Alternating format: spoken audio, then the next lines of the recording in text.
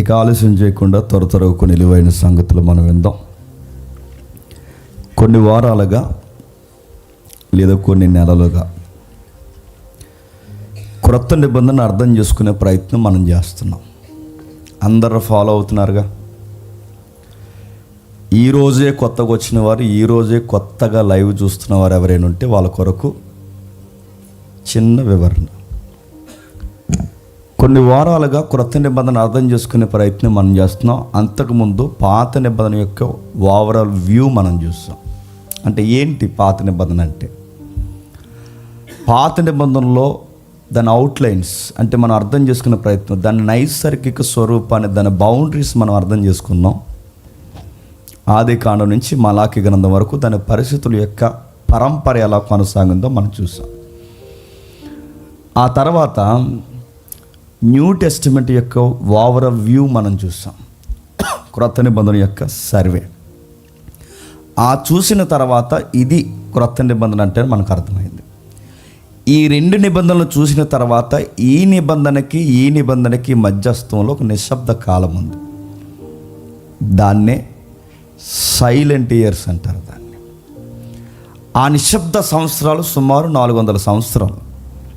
ఆ 400 సంవత్సరాల నిశ్శబ్దంలో ఏం జరిగింది? ఆ 400 సంవత్సరాల చరిత్రలో దేవుడు నిశ్శబ్దంగా ఉండి ఏం చేశాడు? రాజకీయ పార్టీలు పుట్టుకొచ్చాయి, మత పార్టీలు పుట్టుకొచ్చాయి, ప్రపంచాన్ని పరిపాలించే వీరులు సూర్యులు పుట్టుకొచ్చారు. సైన్స్ డెవలప్ అయ్యే లాజికల్ సబ్జెక్ట్ ఆ రోజు ఫిలాసఫీ తెర మీదకి వచ్చింది.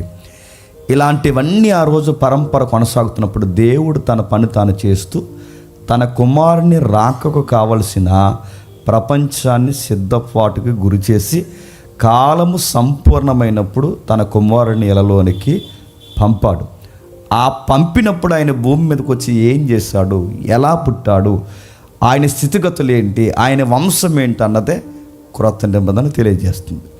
ఆ క్రొత్త నిబంధనలు అడుగులు వేయడానికి కొన్ని పదాలు, రాజనీతి శాస్త్రము, అందులో మనకి ఏదైతుందో cultural background, religion background, political background, ఇవన్నీ మనం టచ్ చేస్తాం. ఎందుకంటే ఇవి రాను క్రొత్త నిబంధన చదువుతున్నప్పుడు మనకు ఎదురవుతాయి కనుక. ఇవన్నీ ఆలోచించిన తర్వాత క్రొత్త నిబంధనలు అడుగులు వేస్తాం. ఆ అడుగులు వేసిన తర్వాత మనకు మొట్టమొదటి తారసపడిన వ్యక్తి హెడ్లైన్స్లో మనకు పరిచయం అయ్యాడు, మత్తయ్య. ఆ మత్తయ్య గారు ఊరేటి? కపెర్నహూమ్. మత్తయ్య గారు వృత్తి ఏంటి? సుంకరి. సుంకరిని ఆ రోజుల్లో ఏమని పిలుస్తారు? వ్యభిచారులు, పాపులతో వారు సమానులు, వారిని ఏ ఫంక్షన్లకి పిలవరు.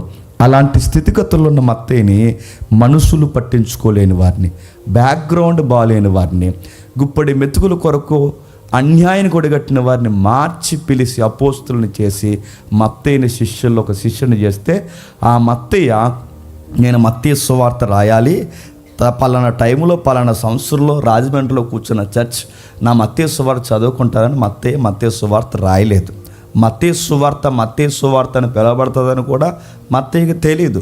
మత్తయ్య గారు ఎందుకు సువార్త రాశారు, మార్క్ గారు ఎందుకు సువార్త రాశారు, లూకా గారు ఎందుకు సువార్త రాశారు, యోహాన్ గారు ఎందుకు సువార్త రాశారంటే వాళ్ళ పేర్ల మీద కొన్ని సువార్తలు ఉంటే బాగుంటుందని రాయలేదు. వాళ్ళు ఎందుకు సువార్తలు రాశారు మనం చరిత్ర చూసాం. వాళ్ళ కాలంలోనే, అపోస్తులు బతుకున్న కాలంలోనే దొంగ అపోస్తులు తయారయ్యారు. అపోస్తులు బతుకున్న కాలంలోనే దొంగ బోధకులు తయారయ్యారు. వారు క్రీస్తుని రాంగ్గా ప్రజెంటేషన్ ఇవ్వడం వాళ్ళు చూశారు. వారి క్రీస్తుని ఎలా చూపించకూడదు అలా చూపిస్తున్నప్పుడు, అరే మనం ఉండగానే ఇలా జరుగుతుందంటే, మనం వెళ్ళిపోయిన తర్వాత సత్యం రూపురేఖలు మారిపోతాయి, మనం వెళ్ళిపోయిన సత్యం సమాధి చేయబడకూడదని యేసుప్రభు మరణించి తిరిగి లేచి 25 ఏళ్ళ తర్వాత రాయబడినవే సువార్తలు. అందులో మార్కు సువార్త మొదటిది.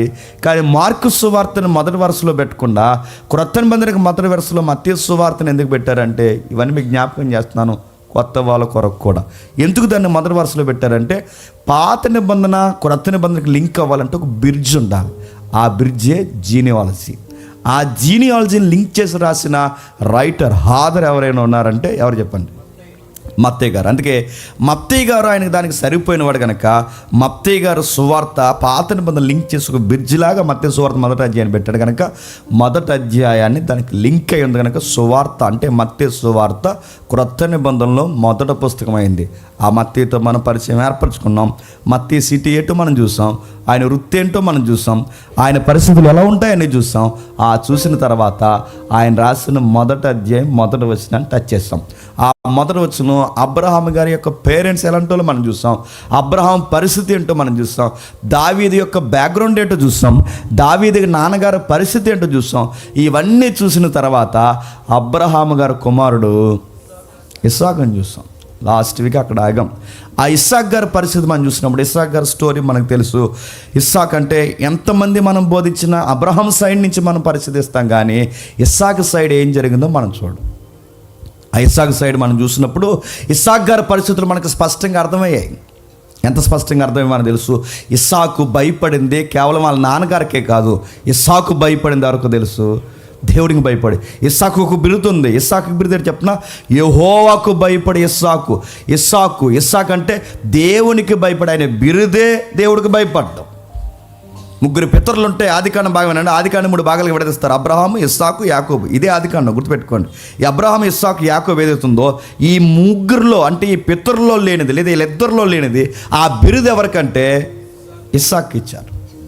ఆ ఇస్సాక్ గారు అలాంటి బిరుదు పొందుకున్న తర్వాత మనకు అర్థమైంది ఇస్సాక్ గారు చాలా సున్నితమైన వ్యక్తి. ఎవరితో గొడవలు పెట్టుకోరు. ల్యాండ్ ఆల్దే, బావిలాలవి, బావిలు తవ్వించింది వాళ్ళ నాన్న. కానీ పొరుగోడు వచ్చి ఆ ఫిలిస్తీన్లు అసూయ పడిపోయి ఇస్సాక్ గారిని చాలా బాధ పెడితే అక్కడ బావి తవ్వుతే అక్కడ మూసేస్తారు, ఇక్కడ బావి తవ్వుతే ఇక్కడ మూసేస్తారు, ఇక్కడ బావి తవ్వుతే ఇక్కడ మూసేస్తారు.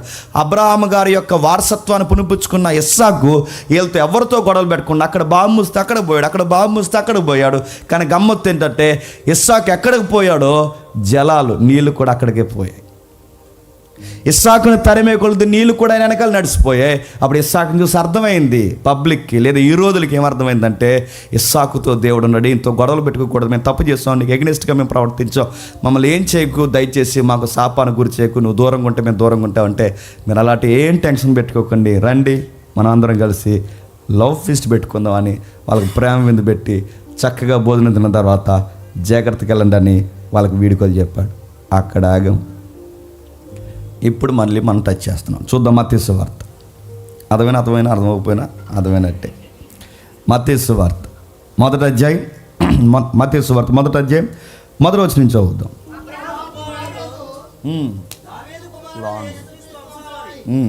మన అబ్రహాము ఇస్సాకుని కనెను, ఇస్సాకు యాకోబుని కనెను, యాకోబు యోధాను అతని అన్నదమ్ములను కనెను,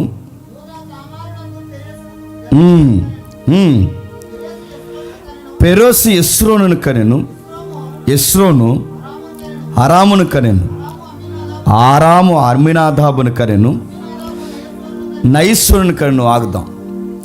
అబ్రహాము తర్వాత ఇస్సాకు తర్వాత ఇప్పుడు మనం చూడబోయేది యాకోబు. మీరు అనుకోకండి, దయచేసి నిర్లక్ష్యంగా వినొద్దు, యాకోబు చరిత్ర మాకు తెలుసుగా అని మీరు అనుకోకండి. మనకు తెలియాల్సినవి చాలా ఉన్నాయి. ఎప్పుడూ బైబిల్లో ఈ భాగం మాకు తెలుసని అనుకోకండి, నిర్లక్ష్యంగా చూడకండి. అలాంటి ధీమా పొద్దు కనుక మీకుంటే దయచేసి దేవుడు మీ జీవితంలో దాన్ని దులిపి దూరము చేయను గాక. బైబిల్ దగ్గర దయచేసి మాకు తెలుసు అన్న ఫీలింగ్ వద్దు. ఇక్కడ నిలబడి సాయి వెంకటేష్ గారు మాట్లాడిన వినాలి, ఇక్కడ నిలబడి సురేష్ గారు మాట్లాడిన వినాలి, ఇక్కడ నిలబడి స్టీఫెన్ గారు మాట్లాడిన వినాలి, ఇక్కడ నిలబడి ప్రసాద్ అంకులు మాట్లాడిన వినాలి. ఎందుకంటే ఇది వారి మాట కాదు, దేవుని మాట. మాకు తెలుసులే అనే ధీమా మనకు వద్దు. దేవుని దగ్గర మనకు తెలిసినా తెలియకపోయినా ఇది మరలా దేవుడు నాతో మాట్లాడుతున్నట్టు దేవుడు నాకు ఏదో సెలవిస్తున్నాడు. ఏముంది యాకోబు చరిత్రలో అంటే ఒక ఎలక్షన్ ఉంది. యాకోబు చరిత్రలో ఏముందంటే ఒక సెలక్షన్ ఉంది. సెలక్షన్ అంటే ఆయన యొక్క ఎన్నికలో ఎంపిక చేయబడిన వ్యక్తి జాకోబ్ అంటారు, యాకోబ్ అంటారు, జేమ్స్ అంటారు, రకరకాల డెఫినేషన్లు ఉన్నాయి. ఆ డెఫినేషన్ అన్నీ పక్కన పెడితే అసలు యాకోబ్ అన్న దానికి హెబ్రూ పదంలో రకరకాలు ఉన్నాయి. పోరాట యోధుడు, మడిమిని పట్టుకునేవాడు, ఇంకా అతను అనుకున్నది దక్కించుకునేంత వరకు మోసగాడు, ఇంకా ఆయన గిఫ్ట్లు ఉన్నాయి, ఆయనకి బహుమానం ఉంది. గాడ్స్ గిఫ్ట్, దేవుని బహుమానము.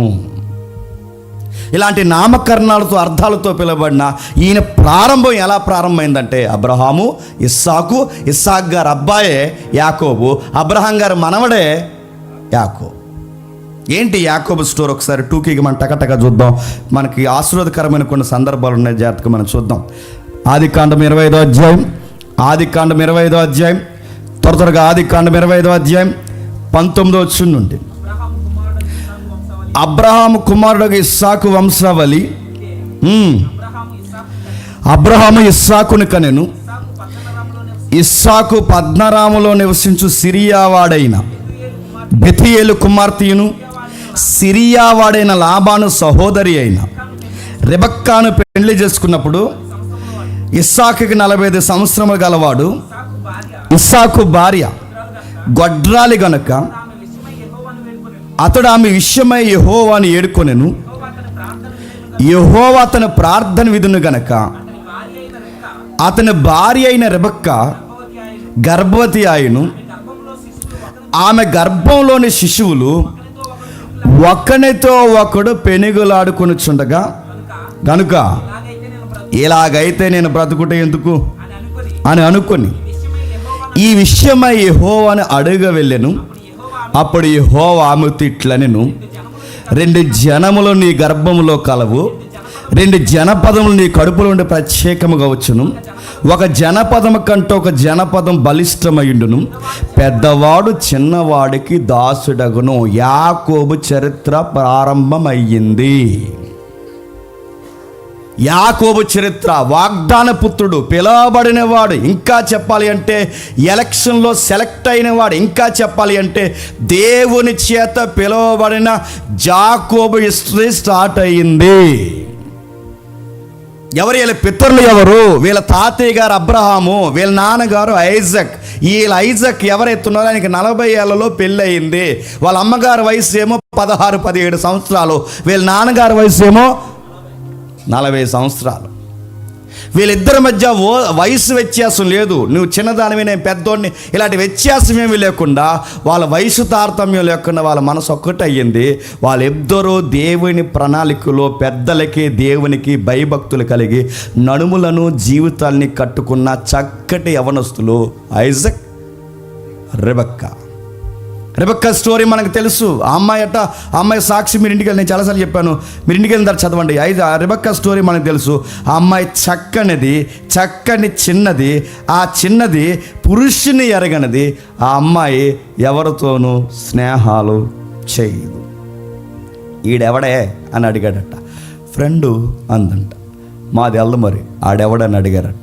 ఫ్రెండ్ అని అడిగాడట. వాళ్ళ అమ్మ అడిగింది, ఫ్రెండ్స్ ఆడపిల్లలు ఉండాలి కానీ మగోళ్ళు ఏంట్రే నీకు ఫ్రెండ్స్ అంటే? నీకు తెలీదు మమ్మీ, మీ జనరేషన్ వేరు. చెప్పండి, పోతావు త్వరలోనే శ్మశానానికి, రాసి పెట్టుకో. నేను అడుగుతున్నాను, జెండర్ ఎప్పుడు ఒకలాగే ఉంటుంది. జనరేషన్ మారినా మీకే ఎవరైతే ఉన్నారో గుర్తుపెట్టుకోండి. ఆడపిల్లలతోనే స్నేహాలు, మగపిల్లలతోనే స్నేహాలు. మీరు గుర్తుపెట్టుకోండి. నథానియేలు లేరు, నలుగురులాగే ఉంటారు. అపోస్తులు కాదు, ఎక్కడైనా పురుష స్పర్శ గుర్తుపెట్టుకోండి, తేడాలు వస్తాయి. ఆ అమ్మాయికి అది తెలుసు. ఎథిక్స్ ఉన్న అమ్మాయి, ఇంట్లో పని చేసిన పిల్ల. ఆ అమ్మాయి 17 ఏళ్ళ పిల్ల. ఆ అమ్మాయికి పెళ్లి చూపులు జరుగుతున్నప్పుడు ఆ అమ్మాయిని ఏం చూసి సెలక్షన్ చేశారు చెప్పండి? చక్కగా ఉంది, రౌండ్ ఫేసు, స్కిన్ బాగుంది, న్యాచురల్ బ్యూటీ, హాఫ్ శారీ కట్టుకుంటే అదిరిపోయింది, మా వాడికి ఓకే చేసింది అన్నారా? సెలక్షన్ అలా జరగలా. రౌండ్ ఫేసా, ముక్కు పెద్ద, కళ్ళు పెద్ద, ఏం చూడలేదు. గుర్తుపెట్టుకోండి. ఆ అమ్మాయి ఎలా సెలెక్ట్ అయిందంటే, అంత అందంగా ఉన్నా, అంత చక్కగా ఉన్నా, ఇప్పటి వరకు 16 ఏళ్ళు ఆ పిల్లకి వచ్చినా ఐ కాంటాక్ట్ కూడా ఎవడికి ఇవ్వదు. నెక్స్ట్, అసలు అబ్బాయిలతో ఏ ఫ్రెండ్షిప్ మెయింటైన్ చేయదు. నెక్స్ట్, అంత అందంగా ఉన్న ఆ అమ్మాయి ఇంత దూరం నడిచొచ్చి తన ఇంటి వారికి కావాల్సిన దాహాన్ని తీర్చడానికి నీళ్లు మోయడానికి కడబట్టుకొచ్చింది. పని తెలిసిన పిల్ల, అందానికి అందం, పనికి పని, గుణానికి గుణం. ఇతరులు అడిగితే ముక్కు ముఖం చూడకుండా పెద్ద ఆయనని గుర్తించి ఆయనకి మాత్రమే నీళ్ళు ఇవ్వడం కాకుండా తన వంటలు కూడా నిలుస్తున్నట్టు ఇతరులకి సహాయం చేస్తుంది, ఇంట్లో పనులు చేస్తుంది, అన్నీ చక్కగా పెడుతుంది. ఇలాంటి పిల్లకి ఐజక్ కాకపోతే ఇంకెవరు సెట్ అవుతారు చెప్పండి?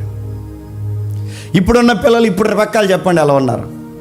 రీల్స్ తోసేయడం, ఇంకా రీల్ రీల్ రీల్.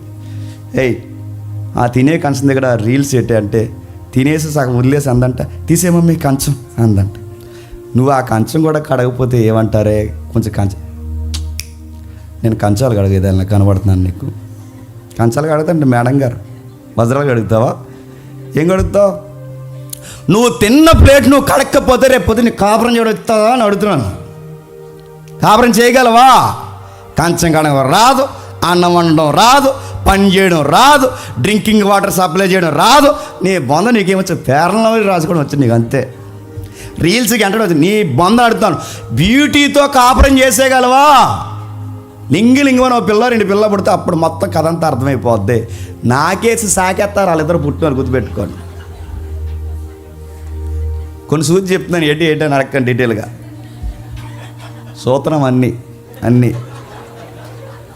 నేను సీరియస్గా చెప్తున్నాను. ఇవంతే అలా ఉంటుంది. ఈ జనరేషన్ పిల్లకి వంట నేర్చుకో, పని నేర్చుకో. రెబెక్కమ్మని చూడు ఎలా సెలెక్ట్ అయింది. చూశాడు భయభక్తులు కానీ పిల్ల, పెద్దలకు లోబడే పిల్ల. దేవుడంటే భయభక్తులు, పెద్దలంటే భయభక్తులు. ఎవరితో పారితే వాళ్ళతో కమ్యూనికేషన్ పెట్టుకోదు. తన అందాన్ని చక్కగా మెయింటైన్ చేస్తుంది, అలాగే ఇంటిని కూడా చక్కగా మెయింటైన్ చేస్తుంది. బ్యూటీ, అందానికి తగ్గ అందం, పనికి తగ్గ పని. అలాంటి పిల్లని దేవుడు కుమారుడు చేత పంపబడిన ఎలియాజరు ఎవరైతే ఉన్నాడో సెలక్షన్ చేస్తాడు. పెళ్ళి అయిపోయింది టకటకమని. ఇస్సాకు కూడా ఏం ఆలోచించలేదు, ఎందుకంటే ఆ అమ్మాయి కోసం ఎంక్వైరీ ఇస్సాకు చేసుకోలేదు. ఆ అమ్మాయి కోసం ఎంక్వైరీ తన ఫ్రెండ్స్తో చేయించలేదు. ఆ అమ్మాయి కోసం ఎంక్వైరీ దేవుడు చేశాడు. గుర్తుపెట్టుకోండి. నువ్వు దేవుడికి బడి ఏడిస్తే కుర్రోడా నిన్నే, నువ్వు దేవుడు బడి ఏడిస్తే, నువ్వు దేవుడి దగ్గరకు మోకాలు లేచి గోజాడితే, నువ్వు దేవుడి తరపున మాట్లాడే వ్యక్తివైతే, నువ్వు దేవుడితో కమ్యూనికేషన్ కలిగిన వ్యక్తివైతే, నీ జీవిత భాగస్వామి ఇంకా పెళ్ళిగాని తమ్ముళ్ళు ఎవరైనా ఉంటే, పెళ్ళిగాని సీనియర్స్ ఇంకా ఎవరైనా ఉంటే, మీ అందరికి ఉచిత సలహా, దేవుడిని అడగండి, దేవుడే ఇస్తాడు. నువ్వు ఎన్ని ఎంక్వైరీలు చేసి నువ్వు పెళ్లి చేసుకున్నా నీ ఎంక్వైరీ రాంగ్ అయిన తర్వాత సిఐడి కన్నా పెద్ద రిపోర్ట్ అవుతుంది. గుర్తుపెట్టుకో. ఎంక్వైరీలు రాంగ్ అవుతారు అయ్యా. దేవుడికి ఇచ్చే, దేవుడికి చెప్పే. కొన్నిసార్లు గుర్తుపెట్టుకోండి, కొన్ని పర్సనాలిటీలు కరెక్ట్గా మనకి సెట్ అవుతాయి. దేవుడికి తెలుసు ఎవరిని ఎప్పుడు మన లైఫ్లోకి పంపాలో తెలుసు. మన దేవుడికి అప్పగించామనుకోండి, మనకి ఎలాంటి పర్సనాలిటీ అయితే, పర్సనాలిటీ అంటే హైట్ వెయిట్ అది కాదు. పర్సనాలిటీ అంటే ఆ వ్యక్తిత్వం మనకు సూట్ అవుద్దని దేవుడు కొన్ని సెట్ చేస్తాడు. సరే, అదే పక్కన పెట్టండి. ఐజక్కి రెబెక్కాకి పెళ్ళి అయిపోయింది. ఆ పెళ్ళి అయిపోయిన తర్వాత ఆ అమ్మాయికి చాలా లేటుగా పిల్లలు పుట్టారంట. తండ్రి పోలికలు వచ్చాయో అత్త పోలికలు వచ్చాయో తెలియదు, కానీ మొత్తం మీద అందగత్తికి మాత్రం అందం లేకుండా పోయింది. గొడ్రాలి బాగున్నారు కదా ఎదురు. నేను ఇప్పుడే చూశాను, చూడాలనిపిస్తున్నారు. వాళ్ళిద్దరు చాలా మంచి వ్యక్తులు, వ్యక్తిత్వం కలిగిన వారు, ప్రార్థనా జీవితం కలిగిన వారు, పెద్దలను గౌరవించేవారు. ఈ సైడ్ ఈ అమ్మాయి వాళ్ళ అమ్మ నాన్న గౌరవిస్తారు, ఆ సైడ్ ఆయన వాళ్ళ అమ్మ నాన్న గౌరవిస్తారు. ఇద్దరు కుటుంబానికి, ఫ్యామిలీకి వాల్యూ ఇచ్చేవాళ్ళు. రోడ్డుకి తిరిగే అబ్బాయి అమ్మాయిలు కాదు వాళ్ళు. ఎథిక్స్ ఉన్న ఆడపిల్ల, ఎథిక్స్ ఉన్న మగపిల్లోడు, వాళ్ళిద్దరు ఇల్లు కలిగి ఇప్పుడు జంట అయ్యారు. ఇలాంటి చక్కటి కుటుంబానికి పిల్లలు లేకపోతే ఛే అనవసరంగా నిన్ను చేసుకున్నాను, ఇంకొక ఎవరినైనా చేసుకుంటే వాడు పిల్లలు పుట్టే 2-3 అన్నాడా? మనం అయితే ఏముంది చెప్పండి. మా నాన్నకి తిరగలేదు, మా నాన్న బాబునాడికి అసలు తిరగలేదు. పోయిపోయి నేను ఎదికి ఆ కొండ మూసిన నేను పిల్లలు లేకుండా పోయాను. తిట్టుకున్నారా? పిల్లలు లేమి, గుర్తుపెట్టుకోండి, పిల్లలు లేమి వాళ్ళిద్దరి మధ్య గొడవ తెచ్చిందా? సంవత్సరానికి పిల్లలు పుట్టకపోతే గొడవ వేసుకుని ఎడాకులకు పోతున్నారు. సంవత్సరానికి పిల్లలు పుట్టకపోతే డాక్టర్ల చుట్టూ తిరుగుతున్నారు. ఏడాదికి పిల్లలు పుట్టకపోతే వంకలు పెట్టుకుని ఇరిగిపోతున్నారు. నేను అనాశనంగా చేసుకున్నాను ఈడు, నిన్ను చేసుకున్న లోపం నాలో లేదు, నీది లోపం అని డాక్టర్ చెప్పాడని ఈవిడ. కానీ ఇలా గొడవలు అయినాయా? ప్రాబ్లం నాలో లేదు, ప్రాబ్లం నీలో లేదు. పిల్లల్ని ఇచ్చేవాడు డాక్టర్ గారు కాదు, పిల్లల్ని ఇచ్చేవాడు ఐజక్ నేను కాదు, పిల్లల్ని తీసుకోవాలనుకుంటే నువ్వు కాదు. పిల్లల్ని ఇచ్చేవాడు దేవుడని భార్య గొడ్రాలైన భార్య కొరకు ప్రార్థన చేస్తాడంటే ఎంత మంచి భర్త అండి. అర్థం చేసుకున్న భర్త, మంచి భర్త. గుర్తుపెట్టుకోండి, ఇలాంటి మంచి వ్యక్తులు ప్రార్థన చేస్తే ఒకటి అడిగితే ఎన్ని ఇచ్చాడు దేవుడు? 2. అడిగింది ఒకటే కానీ చెప్పండి, గాడికి 2. డబల్ ధమాకా, 50-50, మస్కా సస్కా ఆడిగే 2. గుర్తుపెట్టుకోండి, అడిగితే 2. అడిగిన వారికంటే అందరు 2 పుట్టిన వాళ్ళు అందరూ ఇస్సాకులు అనుకోకండి, మళ్ళీ అదో గొడవ. ఎవడో కట్ చేస్తారు, మళ్ళీ ఇదో గొడవ. 2 ధమాకాలు ఇచ్చారు చూడండి చక్కగా. ఇస్సాకు భార్య అయిన గొడ్రాలు గనక అతడు ఆమె విషయమై యెహోవాను ఏడుకొను, యెహోవా అతని ప్రార్థన వినను గనక. బాగా వినండి, పిల్లల కోసం ఆవిడ చేస్తున్నా, పిల్లల కోసం ఏం చేశాడా? గమ్మత్తీడు చెప్పిన ఆవిడ చెయ్యాలి, గమ్మత్తీడు చెప్పిన ఆవిడ ప్రార్థన కూడా ఎవరు చేస్తున్నారు చెప్పండి? అది కదా భర్త అంటే. భార్యను అర్థం చేసుకునేవాడు కదా భర్త అంటే. తన బాధను కూడా మీదేసుకునేవాడు కదా భర్త అంటే. తనలో లోపాలను కూడా తాను దిగమింగుకుని తనతో భరించి కాపురం చేసేవాడు కదా భర్త అంటే. దేవుడి బిడ్డలు అంటే ఏంటి చెప్పండి?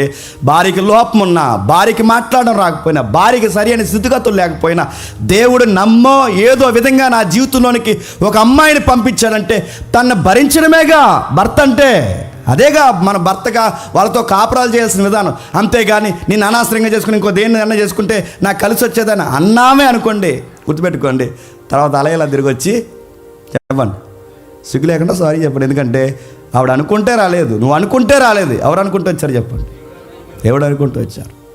దేవుడు చెప్తున్నాడు, ప్రార్థన చేస్తున్నాడు, అనుకున్నట్టే దేవుడు గర్భఫలం ఇచ్చారు. గమ్మత్తు ఏంటంటే రెబెక్కమ్మకి ఎంత పొట్ట వచ్చింది. చాలా అడవుడుగా ఉందంట లోపల. మరి వామిటింగ్ అవుతున్నాయో, లేకపోతే సికాగ్గా ఉందో, తలనొప్పో, స్టమక్ పెయిన్ పెరిగిపోయిందో, మరి మెడికల్ టెంపర్లో లాంగ్వేజ్ మనకు తెలియదు. కానీ మొత్తం మీద తనకి చాలా ప్రాణం పోయినంత ప్రమాదం.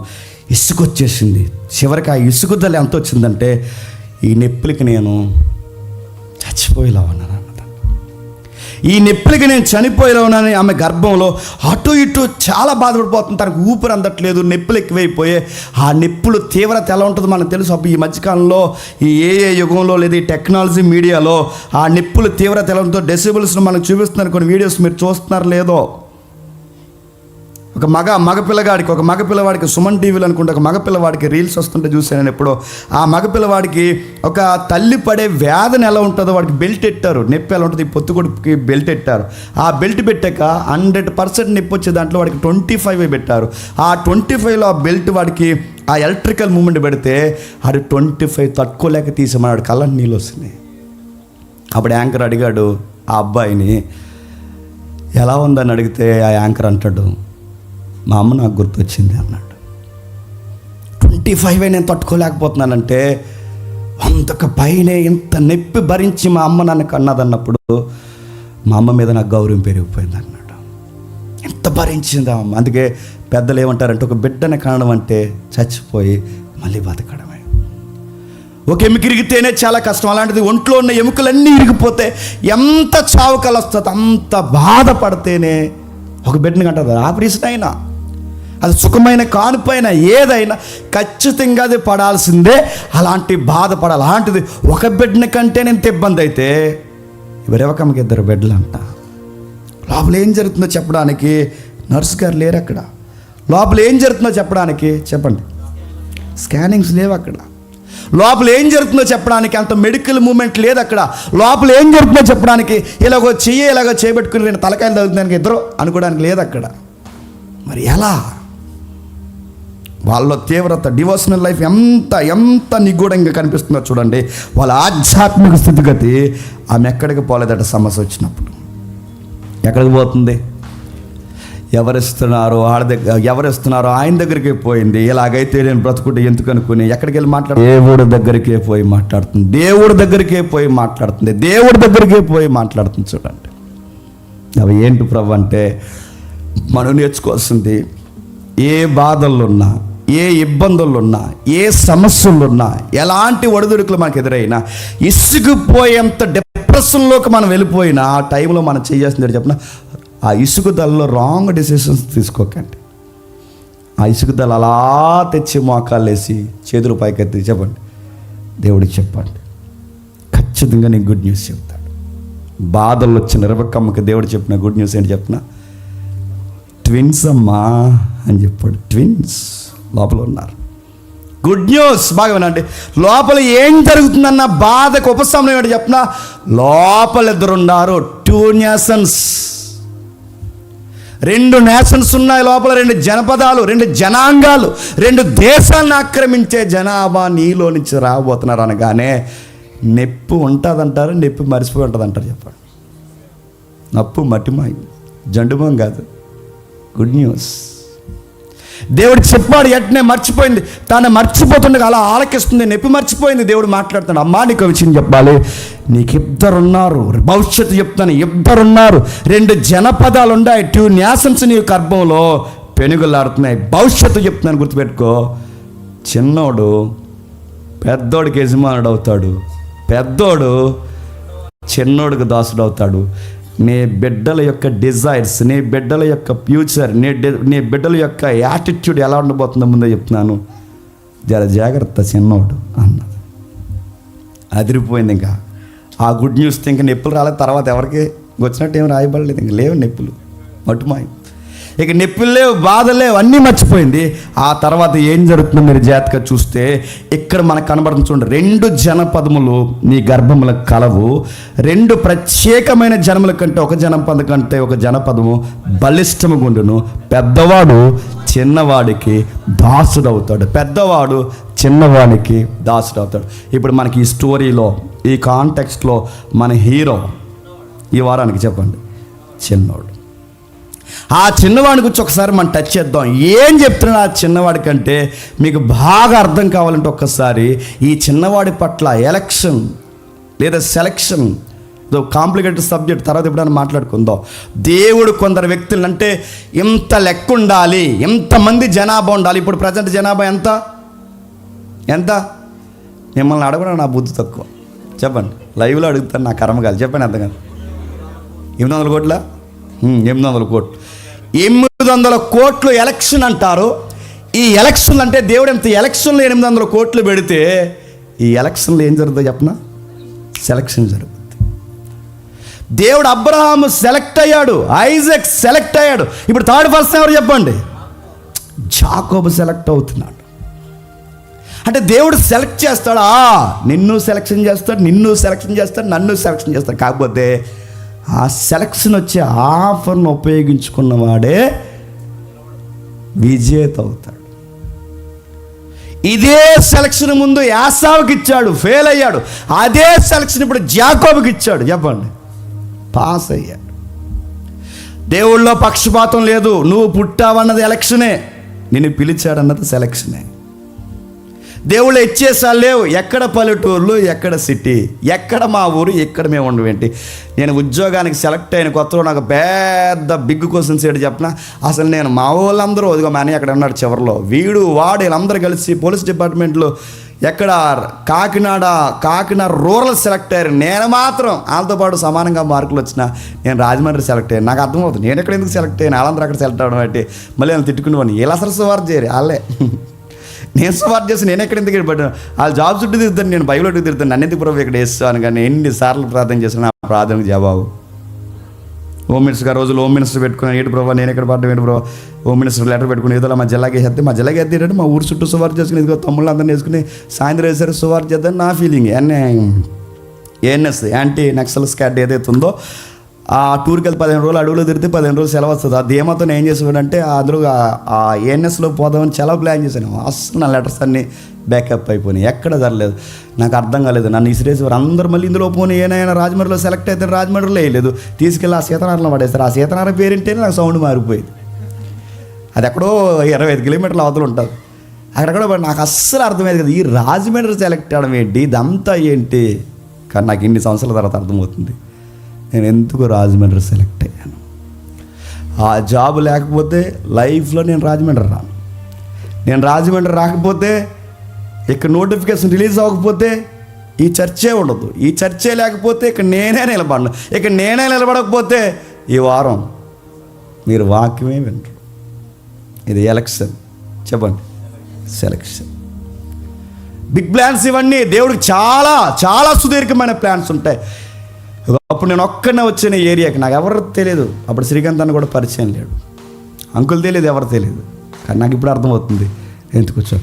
యాకోబు స్టోరీ కూడా స్టార్ట్ అవుతున్నప్పుడు ఇబ్బందిగా కనబడుతుంటుంది. యాకోబు స్టోరీ స్టార్ట్ అవుతున్నప్పుడు అబ్బాయి చాలా నిర్లక్ష్యంగా కనబడుతుంటాడు. యాకోబు స్టోరీ మనం చదువుతున్నప్పుడు అసలు దేవుని ప్రణాళికను ఏమాత్రం సీరియస్గా తీసుకున్న వాళ్ళకి కనబడ్డా. కానీ యాకోబు స్టోరీ ప్రారంభంలో నిస్సారంగా నిర్లక్ష్యంగా కనబడుతుంది. కానీ యాకోబు జీవితం అలా ముగిసిపోయే కొలది చాలా సీరియస్ డివోషనల్ లైఫ్ అయిపోతుంది యాకోబుది. ప్రతి వ్యక్తిని దేవుడు అలాగే పిలుస్తాడు. యాకోబు స్టోరీ మనం చదువుతుంటే మన స్టోరీలు మనకు గుర్తొస్తాయి. యాకోబుని పిలుస్తున్నాడు. యాకోబుతో దేవుడు డిస్కషన్ చేస్తూ వాళ్ళ ఫాదర్ ద్వారా ఏం చెప్తున్నాడు ఒకసారి మీరు చూడండి. అదే త్వరగా ముగిద్దాం. అది ఆదికాండం 28వ అధ్యాయం. అది ఆదికాండం 28వ అధ్యాయం కొంచెం కంపేర్ చేద్దాం.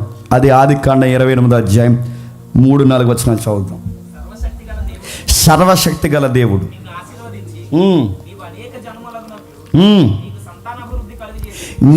నీవు అనేక జనములగునట్లు నీకు సంతాన అభివృద్ధి కలగజేసి నిన్ను విస్తరింపజేసి నీవు పరవాసివైన దేశమును అనగా దేవుడు అబ్రహాముకి ఇచ్చిన దేశమును నీవు స్వాస్యముగా చేసుకున్నట్లు ఆయన నీకు అనగా నీకును నీతో కూడా నీ సంతానానికి అబ్రహాముకు అనుగ్రహించిన ఆశీర్వాదమును దయచేయునుగాక. నీ చదువుతుంటే మీకు ఏం గుర్తొస్తుందండి?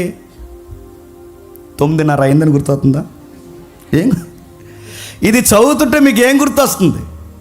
నేను ముగిస్తా, మీరు వినేదాన్ని బట్టి నేను ముందుకెళ్తా, లేదంటే త్వరగా. ఎందుకంటే 10 అవుతే కొంచెం ఇబ్బంది పడుతున్నారు, దూరం ఊర్ల నుంచి వస్తున్నారు. కొంచెం లేట్ అయింది, ఎందుకంటే రేపు జరిగే కార్యక్రమాలు కొనుక్కురావడానికి వెళ్ళాం, అంత కొంచెం లేట్ అయింది. ఓకే, చదివి వచ్చినాను. ఏవైతే 3-4 వచ్చిన సర్వశక్తి గల దేవుడు నిన్ను ఆశీర్వదించి నీకు అనేక జనములను నీ సంతాన అభివృద్ధిని కలగజేసి నేను విస్తరింపజేసి నేను పరవాసి అయిన దేశం అనగా దేవుడు అబ్రహాముకి ఇచ్చిన ఈ దేశాన్ని నీకు కూడా ఇచ్చే. ఈ వచనాలు చదువుతుంటే మీకు ఏం గుర్తొస్తుంది? ఎవరో గుర్తు రావాలి మీకు. బైబిల్ మీద ఆశ, అవగాహన, చదివే అలవాటు ఉంటే మీరు వెంటనే పసిగట్టాలి దేవుని మనసుని. ఇది చదువుతుంటే అంతకుముందు ఇదే నిబంధన, ఇదే కవనెంట్ ఎవరికో చేశాడు దేవుడు. అది ఎవరికి? ఇప్పుడు చెప్పండి. ఆదాము దగ్గర నుంచి, అబ్రహాం దగ్గర నుంచి, ఇస్సాకు దగ్గర నుంచి, యాకోబు దగ్గర నుంచి, గమ్మత్తని చెప్పిన మత్తయి సువార్త యేసు ప్రభు వరకు ఒక కవనెంట్ కొనసాగుతుంది, ఒక నిబంధన కొనసాగుతుంది. అబ్రహాంకి సేమ్ ఏం చెప్పాడు? అబ్రహాంకి అదే చెప్పాడు. ఏం చెప్పాడు చెప్పండి? సర్వశక్తి గల దేవుడు నిన్ను ఆశీర్వదిస్తాడు. అదే చెప్పాడు అబ్రహాంకి. నీకు పిల్లల్ని ఇస్తాడు. అదే చెప్పాడు అబ్రహాంకి. నీ పిల్లల్ని లోపరుచుకునేలాగా ఈ భూమిని ఇస్తాను. అదే చెప్పాడు అబ్రహాంకి. ఇప్పుడు అదే మాట మళ్ళీ ఎవరికి చెప్తున్నాడు? అంటే ఒక నిబంధన అబ్రహాము దగ్గర నుంచి అలా కొనసాగిస్తున్నాడంటే ఈ నిబంధన లేదా ఈ కవనెంట్ని ఎక్కడి వరకు మోసుకెళ్తా ప్రభువా అంటే చెప్పాలి, క్రీస్తు వచ్చేంత వరకు ఈ కవనెంట్ కొనసాగుతుంది. అందుకే లింక్ ఎట్టాడు ఎవరు చెప్పండి? మత్తయ్య. ఊరకే రాయలేదు, ఊరకే రాయలేదు. అందుకే 3 భాగాలుగా పడింది. ఏంటి? ఎప్పుడుని అబ్రహాముని దేవుడు దీవిస్తున్నప్పుడు దేవుడు అన్నాడు ల్యాండ్. రెండవది చిల్డ్రన్స్, దాన్నే థియలాజికల్గా సీడ్, ఇత్తనం పడుతుంది. ల్యాండ్ అన్నాడు, సీడ్ అన్నాడు, బ్లెస్సింగ్. ఈ 3 అబ్రహాంకి చెప్పాడు. ఇవే 3 మళ్ళీ ఇప్పుడు ఎవరికి చెప్తున్నాడు చెప్పండి? ల్యాండ్ కోసం మాట్లాడుతున్నాడు, సీడ్ కోసం మాట్లాడుతున్నాడు, బ్లెస్సింగ్ కోసం మాట్లాడుతున్నాడు. అబ్రహాంకి ఏ 3 ఇచ్చాడో చెప్పండి? అవే 3 మళ్ళీ నీకు ఇస్తాను. ఇంకా బాగా అర్థం కావాలంటే అదే 28వ అధ్యాయం త్వరగా 14 వచ్చి, అదే 28వ అధ్యాయం 14 వచ్చి, నీ సంతానం భూమి మీద లెక్కకు ఇసుక రేణువుల వలె అగును. నీవు పడమర తట్టు, తూర్పు తట్టు, ఉత్తరము తట్టు, దక్షిణము తట్టు వ్యాపించదవు.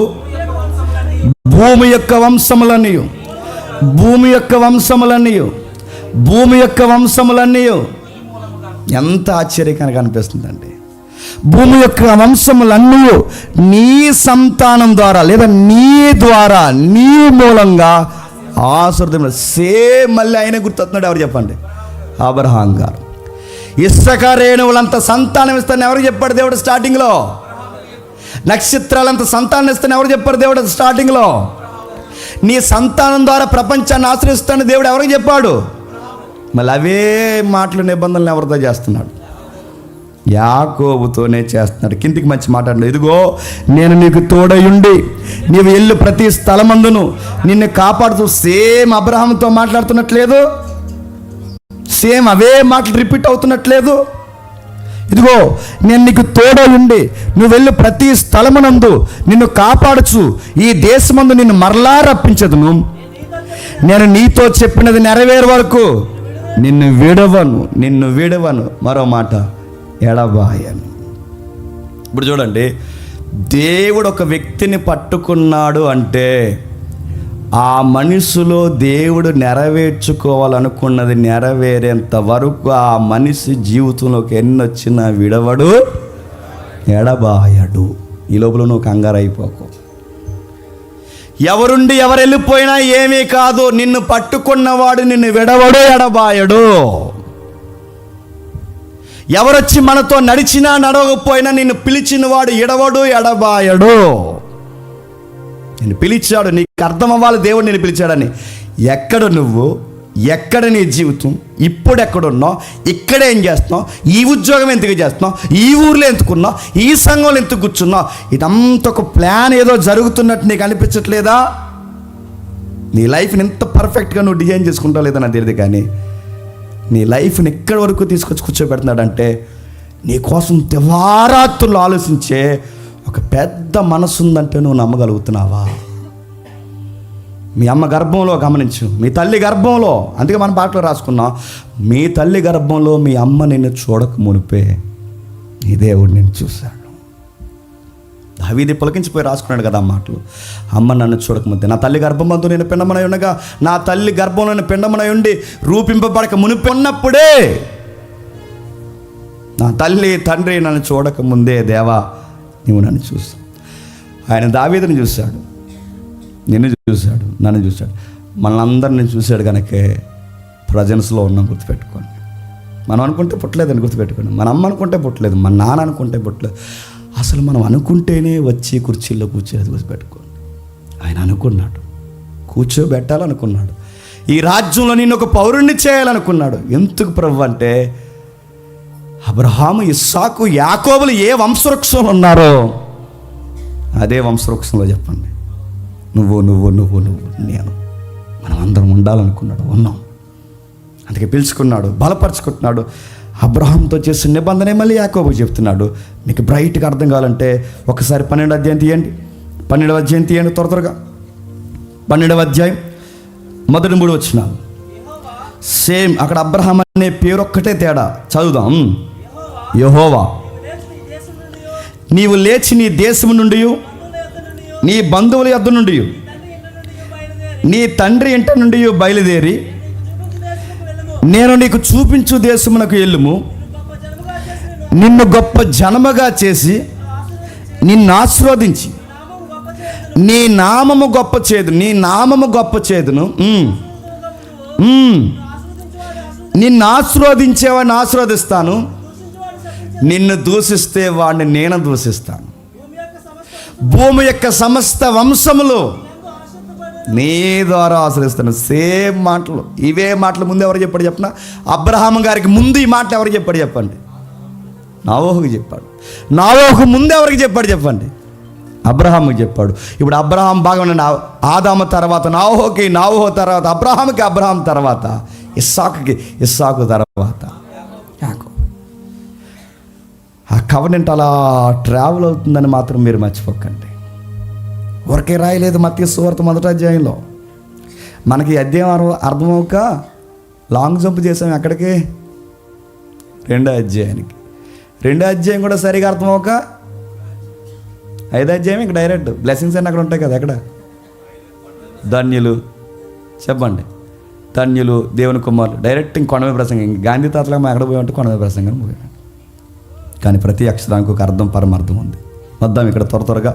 అదే ఆదికాండం 25వ అధ్యాయం, 19వ వచనం నుండి. అబ్రహాము కుమారుడు ఇస్సాకు వంశవళి ఇదే.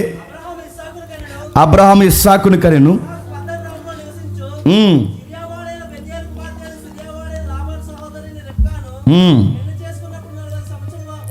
బూస్ట్ తాగొచ్చావా? కొంచెం గ్యాప్ మాకు చదువు.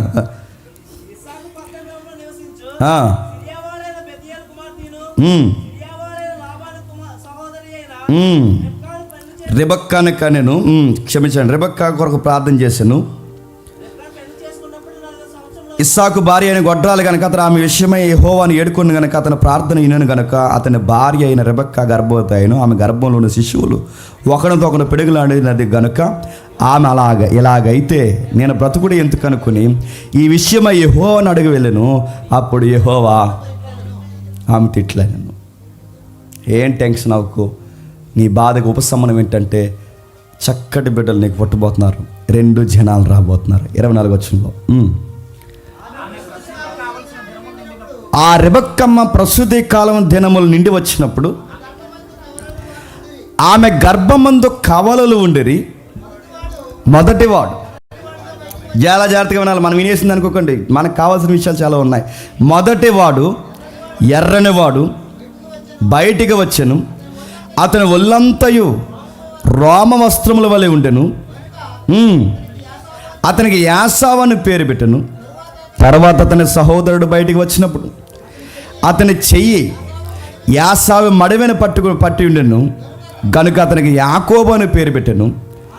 ఆమె వారిని కనినప్పుడు ఇస్సాకు 65 ఏండ్ల వాడు. ఆ చిన్నవారు ఎదిగినప్పుడు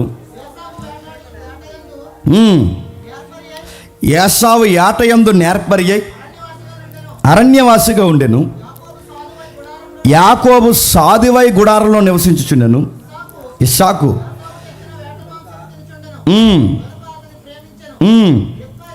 రెబెక్కా యాకోబును ప్రేమించను. జాగ్రత్తగా వినండి, దేవుడు అన్నాడు అన్నట్టుగానే 2 బిడ్డలు పుట్టారు. 2 బిడ్డలు పుట్టినప్పుడు ఆ 2లో ఒకడు యాసావు మనకు కనబడుతున్నాడు. ఇది ఫ్యామిలీ కనుక, ఫ్యామిలీ నేపథ్యం కనుక, ఇది ఎలక్షన్కి సంబంధించింది కనుక ఆ మొదటి ఎలక్షన్లో పిలువబడినవాడు యాసావు. అబ్రహాం, ఇస్సాకు, యాసావు. కానీ గమ్మత్తని చెప్పిన భవిష్యత్తు ఎరిగిన దేవుడు ఈ నిలబడ్డాని దేవుడికి ముందే తెలుసు కనుకే చిన్నోడే నిలబడతాడు, పెద్దోడు దాసుడు అవుతాడు. దేవుడు ఏం పక్షపాతం చూపించలేదు, యాసావు వాళ్ళు ఏం పక్షపాతం చూపించలేదు. కానీ ఆ వ్యక్తి నిలబడలేకపోయాడు. ఎందుకు నిలబడలేకపోయాడంటే అక్కడ రాస్తున్న, మీరు చూడండి అక్కడ రాస్తున్న మాట, కిందికి వెళ్దాం ఒకసారి. 29 వచనం. ఒకనాడు యాకోబు కలగూర వంటకం వండుచుండగా యాసావు అలసిన వాడే పొలం నుండి వచ్చి, నేను అలసి ఉన్నాను, ఆ ఎర్రగున్న దానిలో కొంచెము దయచేసి నాకు పెట్టమని అడిగాను. అతని పేరు ఎదేము అనబడెను. అందుకు యాకోబు, నీ జ్యేష్ఠత్వం నేడు నాకు ఇమ్మని అడగగా యాసావు, నేను చావబోచున్నాను గన జ్యేష్ఠత్వం నాకెందుకనెను, నీవు నాతో ప్రమాణం చేయమనెను. అతడు యాకోబుతో ప్రమాణం చేసి అతనికి జ్యేష్ఠత్వం అమ్మివేయగా యాకోబు ఆహారమును యాసావుకిచ్చెను. అతడు తిని త్రాగి లేచిపోయిన. అక్కడ పదం రాస్తున్న చూడండి 30లో, ఎర్రెర్రగా కనిపిస్తుందంట. ఎలాగా? ఎర్రెర్రగా. బాగానండి, మనకు లైఫ్లో కొన్ని ఎర్రెర్రగా ఏటని అడగండి, కనబడే వాళ్ళు కనబడతాయి, అవి ఎర్రగానే కనబడతాయి. పిల్ల, జల్ల, వస్తువా, రంగ, కలర్సా ఏమంటావు అనుకో, నీకు అన్నీ ఎర్రగానే కనబడతాయి. ఆ ఎర్రగా కనబడేవాడితో ఆ ఎరుపే చెప్తుంది అది డేంజర్ అబ్బాయి అని. కానీ నీకు ఆ ఎరుపే నచ్చుతుంది. ఆ ఎరుపు ఆకర్షిస్తుందంటే ఎవరిని? యాసావుని. అన్నాడంట మనిషి, నీ జ్యేష్ఠత్వం నాకు కావాలన్నయ్యా, అప్పుడు నీకు ఎర్రగున్న ఈ కర్రీ నీకు ఇచ్చేస్తానంటే, చచ్చిపోయే నాకు జ్యేష్ఠత్వం ఎక్సెట్రా ఎక్సెట్రా, కుటుంబ భారాలు ఇవన్నీ నాకు ఎందుకు రాతమ్మా, కూర ఇచ్చారా అన్నాడంట. అండ్ ఎంత గమ్మత్తో చూడండి, ఒక పూట తినిగిపోతే చచ్చిపోతానంటున్నాడంటే ఈ మనిషికి మైండ్ పనిచేస్తుందా? మీకు ఈ ఆశావని చూడకండి, అక్కడ మన ఫ్రేమ్లో కూడా చూడండి. చిన్న విషయాల కొరకు చచ్చిపోతామనే పూలిస్గా ఆలోచించే పీపుల్ ఉన్నారా లేదో సొసైటీలో చెప్పండి. ఉన్నారు. దీనికోసం ఎవడైనా చచ్చిపోతారంటే నువ్వు జావు, వాళ్ళు చచ్చిపోతారు. ఎందుకు చచ్చిపోయారంటే ఎరుపు, అదో ఎరుపు. ఆ రెడ్ అలా ఉంది ఆడికి. ఆడెవడో చూసారు లేదో కోసుకున్నాడు అసెంబ్లీలో ఉండి. ఎవడన్నా అడగండి, ట్రెండింగ్ న్యూస్, అదో ఎరుపు. ఏంటని అడగండి, ఏపీ పాలిటిక్స్. ఎమ్మెల్యే గారు కోసేసుకోవడం, కోసుకుంటారు, ఎమ్మెల్యే గారిని కోసుకుంటారు, అదో ఎరుపు రంగు. చిన్న విషయాలు నడుతున్నాను. అరే నీ స్థితి ఏంటి, నీ స్థితిగతులు ఏంటి, దీనికి ఎలా అంటే చిన్న విషయాలు కూడా చచ్చిపో పూట కూడి నడుతున్నాను. ఇప్పుడు ఎర్రెర్రగా ఈ అబ్బాయి అన్నాడు, ఆ అబ్బాయి షరత పెట్టాడు. ఎర్రెర్రగా ఉన్న దాన్ని ఒక గంట కేటాయిస్తే నువ్వు వండుకోలేవా? ఎసావు నువ్వు వండుకోలేవా? మీ ఓడండేది చిక్కుడుగాయలు, నీ దగ్గర ఏట మాంసం ఉంది. అతనికన్నా మజాగా వండుకోవచ్చు, కానీ ఒక 40 minutes వెయిట్ చేయలేకపోతున్నావు అంటే నేనేమనాలి? అన్ఫిట్ కూడా అనాలి. నేను అడుగుతున్నాను, పూట కూటు కొరకు చిన్న తిండి విషయం కొరకు లైఫ్ని రిస్క్లో పడేశాడంటే ఈయనేమనాలి? యంగేజ్లో ఉన్నప్పుడు ఎలా ఉంటుందంటే, టీనేజ్లో ఉన్నప్పుడు ఎలా ఉంటుందంటే, కొన్ని మన కళ్ళకు అలా నచ్చినప్పుడు వాటిని వెంటనే మనం అనుభవించకపోతే మనకి ఏం పోయినట్టుంటుంది చెప్పండి.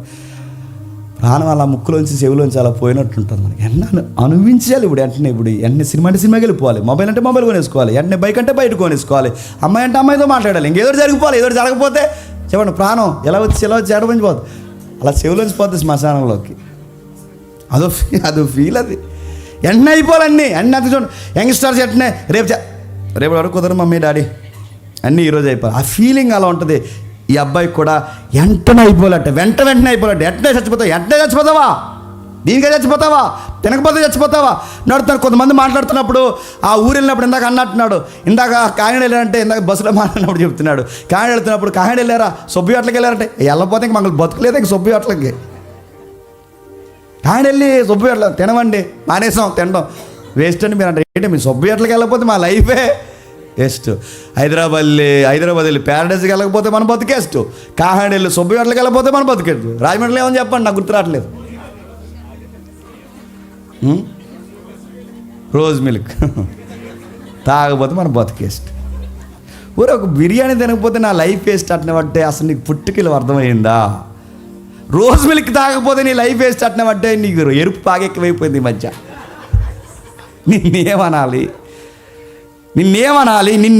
అందుకే చూడండి, చిన్న విషయాల కొరకు తాకాటు పెట్టండి. ఫుడ్కు తాకాటు పెట్టిన వాడిని న్యూ టెస్ట్మెంట్లో ఏమని తిట్టారో మీకు తెలిసిన వచ్చినవే. కొంచెం ఎక్స్ప్లెనేషన్ మనం మార్చుకుందాం. 11వ అధ్యాయం ఎబ్రీ పత్రిక 11వ అధ్యాయం ఎబ్రీ పత్రిక 11వ అధ్యాయం ఎబ్రీ పత్రిక 13వ వచనం. 11వ అధ్యాయం ఎబ్రీ పత్రిక 11వ అధ్యాయం ఎబ్రీ పత్రిక 13వ వచనం. నేను రెఫరెన్స్ తప్పు చేశాను అనుకుంటా, ఒకసారి చూడండి. యాసావం తిడతారుగా మొదటి వచనాల్లోన 12వ అధ్యాయం 13వ వచనం అనుకుంటా.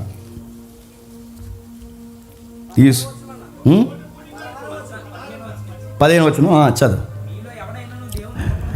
మీలో ఎవడైనను దేవుని కృపను పొందకుండా తప్పిపోవునేమో అనియు, చేదైన ఏరు ఏదైనను మొలిచినేమో అనియు కలవరపరచుట వలన అనేకులు అపవిత్ర అయిపోదురేమో అనియు ఒక పూట కూటి కొరకు తన జ్యేష్ఠతతో హక్కు నమ్మేసిన ఏసావు వంటి భ్రష్టుడు వ్యభిచారి నడుతున్నాను. పూట కూర కొరకు జ్యేష్ఠత్వాన్ని వదిలేసినోడిని క్రొత్త నిబంధన ఏమని తెలుస్తుంది? భ్రష్టుడు. రెండోది వ్యభిచారుడు, భ్రష్టుడు, వ్యభిచారి. ఇప్పుడు చెప్పండి, ఏసావు వ్యభిచారం చేశాడా? చేయలేదు. ఏసావు భ్రష్టమైన పనులు చేశాడా? రికార్డ్స్లో లేవు. మరి భ్రష్టుడని ఎలా పిలుస్తున్నాడు? రెండోది, ఏసావుని వ్యభిచారని ఎలా పిలుస్తున్నాడు అంటే గుర్తుపెట్టుకోండి, దేవుని కృపచేత ఇవ్వబడిన ఏదన్నా నిలబెట్టుకోవడం చేత కాకుండా లోకంలో కలిసే ఎవడైనా ఏదైనా నిన్ను దేవుడి నుంచి దూరం చేసేది ఏ పనైనా దానికి డివోషనల్ వర్డ్ ఏంటి చెప్పండి? అడల్టరీ, అక్రమ సంబంధం, వ్యభిచారము. వ్యభిచారం అంటే పక్కింట్లోకి దూరడమే కాదు, వ్యభిచారం అంటే ఆవిడతో మాట్లాడడం కాదు, వ్యభిచారం అంటే ఇదే కాదు. వ్యభిచారం అంటే చెప్పిన నిన్ను దేవుడి నుంచి దూరం చేసేది ఏ కార్యమైనా అది వ్యభిచారమే. అది ప్రాసెస్ చూసినగానే బైబిల్ పిలుస్తుంది, దాని వ్యభిచారం లెక్కల్లోనే వేసింది. అది ఏదైనా నిన్ను తిండి ఆకర్షిస్తుందా, నిన్ను వస్తువు ఆకర్షిస్తుందా, నీకు సహవాస జలసాలు నిన్ను ఆకర్షిస్తున్నాయా, నేను రీల్స్ ఆకర్షిస్తున్నాయా, నీ టైం అంతా ఫోన్ తినేస్తుందా, ఏది నీ లైఫ్లో దేవుడిచ్చిన టైంని, మైండ్ని, వాల్యూ లైఫ్ని దేవుని మహిమ కొరకు ఉపయోగించకుండా నువ్వు టైం వేస్ట్ చేస్తే దేవుడిని నీ తరంలో కూడా ఏమని పిలుస్తాడు చెప్పనా? ఓరి వ్యభిచారి అని పిలుస్తాడు. గుర్తుపెట్టుకోండి. వ్యభిచారాన్ని కానీ కేవలం వాళ్ళ వైపే చూడకండి. వ్యభిచారం అంటే నువ్వు దేవుడికి దూరమై టైం పాస్ చేసే ఏ పనులనైనా సరే దేవుడు అంటున్నాడు భ్రష్టులు, వ్యభిచారులు. 3 గంటలు 4 గంటలు ఫోన్తో చచ్చిపోతారు. 1 గంట అయినా చూస్తారా బైబిల్ని? చూడండి, అడుగుతున్నాను, నిన్నేమనాలి? నీ టైం అంతా వేస్ట్ చేస్తావు, నీ మనీ అంతా వేస్ట్ అయిపోతుంది, నీ లైఫ్ అంతా వేస్ట్గా. తిరిగి చూస్తే ఏమున్నాయంటే ఒక సాధించిన కార్యక్రమం ఉండదు.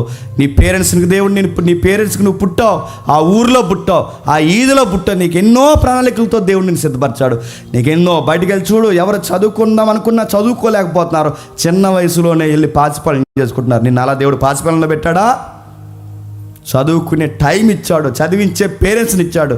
కానీ నువ్వేం చేస్తావు చెప్పు? టైంపాస్ చేస్తావు. నిన్నేం చేయాలి? భ్రష్టుడివి, భ్రష్టురాలు. గుర్తుపెట్టుకో. బయటికి పోయి చూడు, చాలామందికి ఉద్యోగాలు లేక ఏడుస్తున్నాను. నీకు దేవుడు ఉద్యోగం ఇచ్చాడు, నీకు ఆ ఉద్యోగం అంటే ఎంత లోకమో నీకు. బయటికి పోయి చూడు, ఓపిక లేక ఓపుకుంటే కూలి పనో ఏదో ఒక పని చేసుకుని ఇప్పుడు మెతుకులు సాయంత్రం ఒక 500 తెచ్చుకుందాం అనుకునే వాళ్ళు ఉన్నారు. నువ్వు ఎంత ట్యాంక్ పెంచావు, అటు ఇటు దొల్లుతావు ఆ మంచం మీద. ఆ దొల్లడమే సరిపోయి పెరిగిపోయింది అదంతా. ఓపుకుంటే బయటికి పోయి పని చేద్దాం అనుకుంటున్నారు. నీకు ఓపుకున్నా పని చేయవు, ఆ ట్యాంక్ పెంచడమే సరిపోయింది నీకు. నిన్నేమనాలి? టైం వేస్ట్ చేస్తావు, ఎనర్జీ వేస్ట్ చేస్తావు, థాట్స్ వేస్ట్ చేస్తావు. ఏం చేస్తున్నావు అడుగుతున్నాను చెప్పండి. దేవుని రాజ్యంలో నీ పని ఏంటి?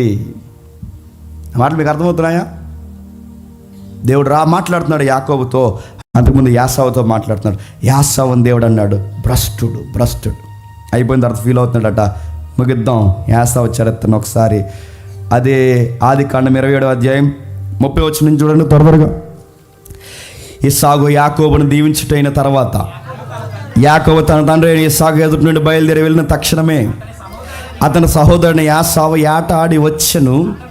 అతడు రుచిగల భోజనమును సిద్ధపరిచి తన తండ్రి వద్దకు తెచ్చి, తండ్రి నన్ను దీవించినట్లు లేచి నీ కుమారుడు ఏటాడు తెచ్చిన దాన్ని తినమని తన తండ్రితో అనెను.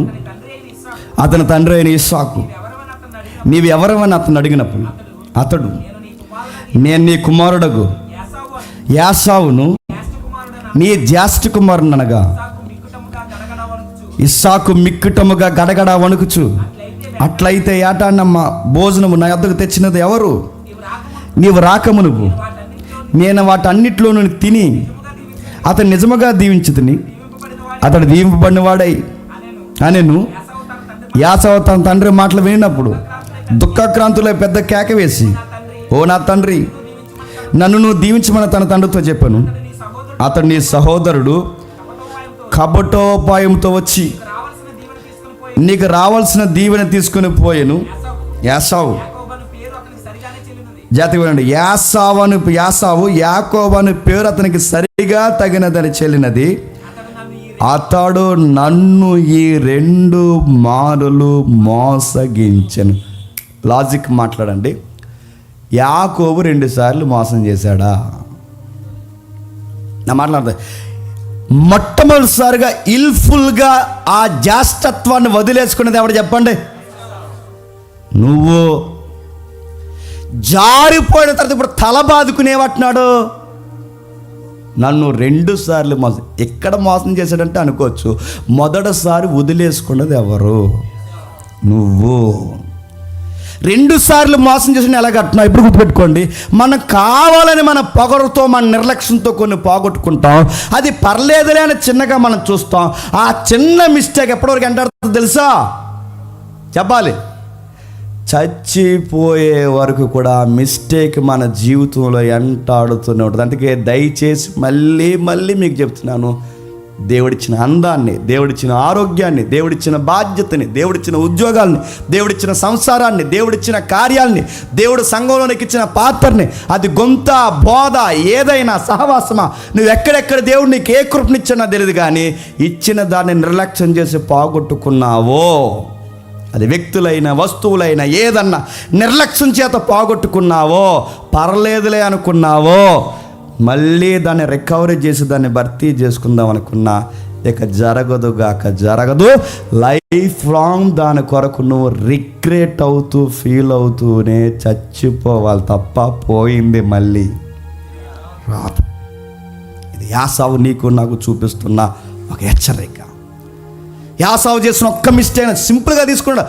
పూట భోజనం దగ్గర సింపుల్గా తీసుకున్నాడు. అది సింపుల్గా తీసుకున్న విషయం, అది లైఫ్ మీద పడింది, తన నెక్స్ట్ జనరేషన్ మీద పడింది, నెక్స్ట్ జనరేషన్ మీద పడింది.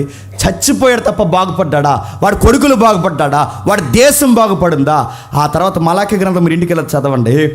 ఏదోము దేశం, యాసావు కుమారుల దేశము నక్కలకు నిలయమైంది, బోడుగోళ్ళకి ప్రాకారాలకి నివాసం అయిపోయింది, నక్కలకి బురుజులు నివాసంగా మారిపోయాయి, జ్యేష్ఠత్వం హక్కులు పోయాయి, ఆశీర్వాదాలు పోయాయి.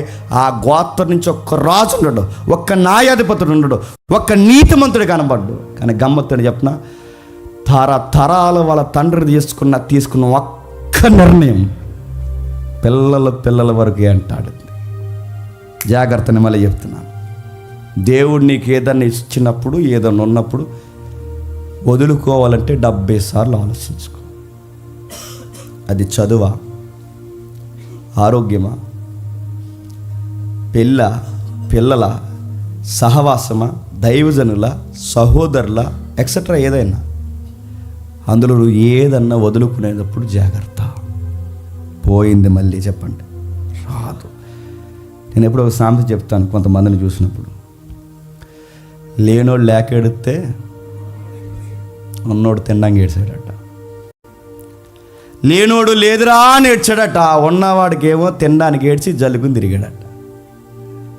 ఇలాంటి యాసావులు ఈ జనరేషన్లో ఎక్కువైపోయారు. గుర్తుపెట్టుకో, కాపాడుకోండి. పేరెంట్స్ ఉన్నారా? గౌరవంగా మాట్లాడండి. పనుందా? నిజాయితీగా చేయండి. సంఘం ఉందా? టైంకి రండి, మంచిగా వాక్యాలు వినండి, 4 ముక్కలు నేర్చుకోండి. చెడు విషయాలు తక్కువ మాట్లాడండి, గాస్పల్ ఎక్కువ మాట్లాడండి.